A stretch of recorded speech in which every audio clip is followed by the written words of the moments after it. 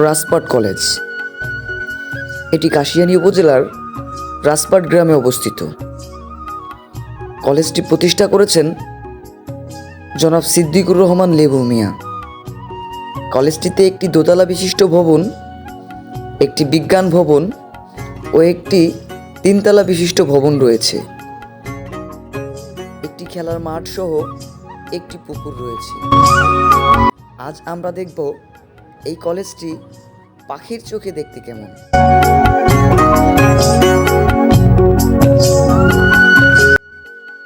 অত্যন্ত সুন্দর এবং মনোরম পরিবেশে কলেজটি অবস্থিত।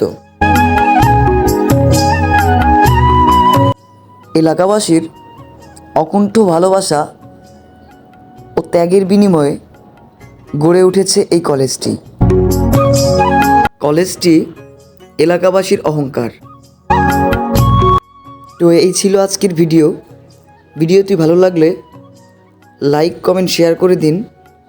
আর নতুন নতুন ভিডিও পেতে চ্যানেলটি সাবস্ক্রাইব করে দিন। ধন্যবাদ সবাইকে।